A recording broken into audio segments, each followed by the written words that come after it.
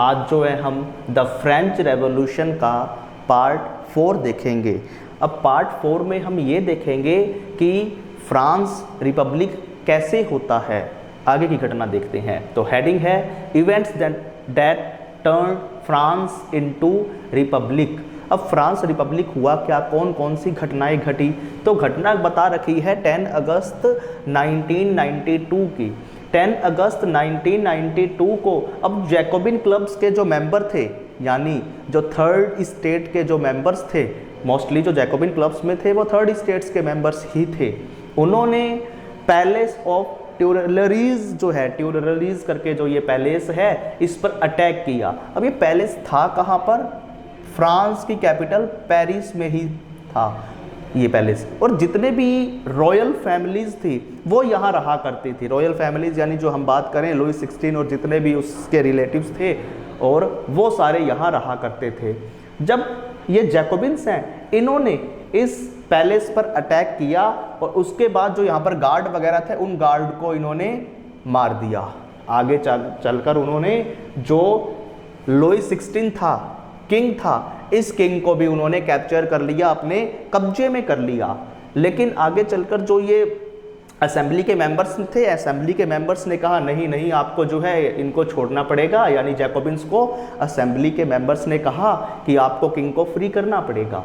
तब जाकर इन जैकोबिन्स ने इस राजा को, लुई 16 को फ्री कर दिया। उसके बाद ये जो है बात बोली गई, अब जो है 25 नहीं 21 जो भी 21 एज का है उसको राइट टू वोट दिया जाएगा। लेकिन अभी भी सिर्फ और सिर्फ मैन को वोटिंग राइट था। महिलाओं को जो है, विमेन को वोटिंग राइट 1946 में जाकर मिलता है। तो ये घटना घटी इस समय। जो अब नई असेंबली बनाई गई, न्यू जो इनकी नेशनल असेंबली बनाई गई थी, नेशनल असेंबली का जो नेम रखा गया वो कन्वेंशन। न्यू असेंबली का जो नेम है वो कन्वेंशन रखा गया। ये भी एमसीक्यू का क्वेश्चन बन सकता है आगे चलकर। अब जो लुई 16 ये अब बुरी तरीके से हर तरफ से हार चुका था। अब वापस से ये राजा नहीं बन पा रहा है। आगे चलकर अब जो है असेंबली ये मजबूत हो गई है। समय आया 21 सितंबर 1792 का। इस दिन जो है मोनार्की को पूरी तरीके से फ्रांस से ख़त्म कर दिया गया और फ्रांस बन गया एक रिपब्लिक कंट्री। तो ये डेट भी इम्पोर्टेंट है कि कब जो है फ्रांस को रिपब्लिक घोषित किया गया। 21 सितंबर 1792 को फ्रांस को जो है रिपब्लिक घोषित कर दिया गया। इसके बाद 21 जनवरी 1793 का जो समय आया, इस दिन लुई 16 को सजा सुना दी गई, फांसी की सजा सुना दी गई। ठीक है, इसके बाद कुछ ही समय बाद, यानी लगभग 8-9 महीने बाद, इसकी जो वाइफ थी ये भी असेंबलीज का वगैरह का जो है विरोध करने लगी थी।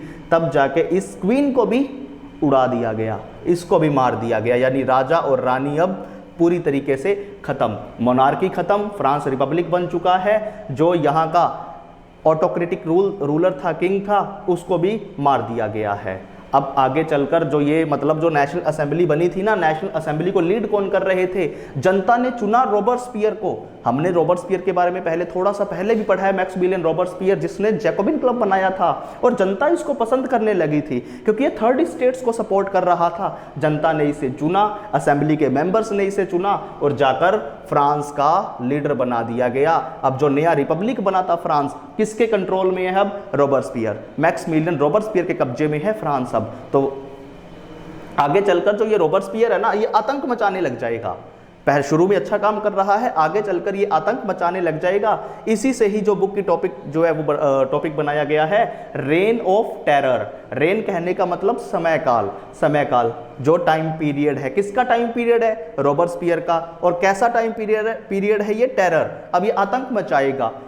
1793 से 1794 के बीच में जो है ये आतंक का समय है, रॉबर्टस्पियर का रहता है।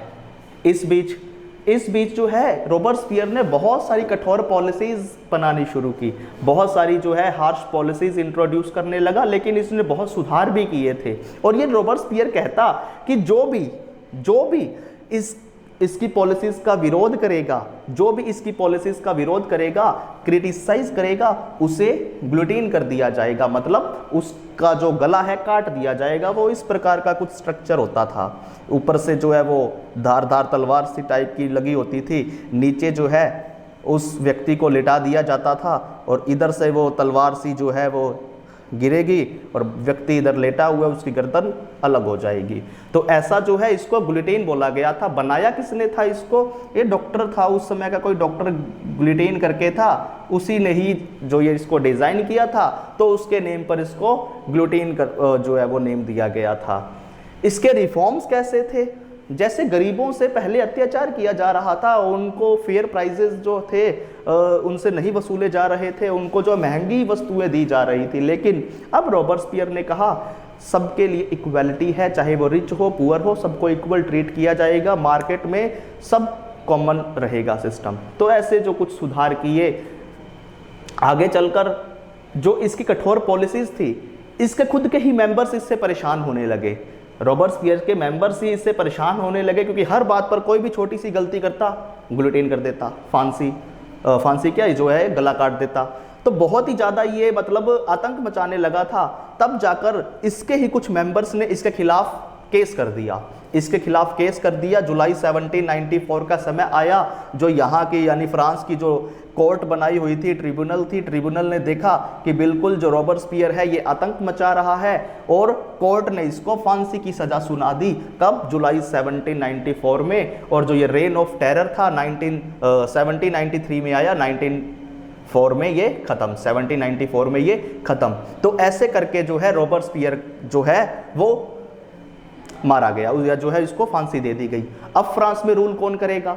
अभी तक किंग था, किंग के बाद उस किंग को कॉन्स्टिट्यूशनल मोनार्क बनाया गया था, उसके आगे कॉन्स्टिट्यूशन लाया गया, लेकिन किंग भी मारा गया। फिर रॉबर्टस्पियर आया, अब रॉबर्टस्पियर रूल कर रहा था, रॉबर्टस्पियर भी मारा गया। अब फ्रांस की गद्दी किसके पास? कौन फ्रांस को जो है लीड करेगा, कौन संभालेगा, ये पढ़ेंगे हम नेक्स्ट वीडियो में। Thank you very much.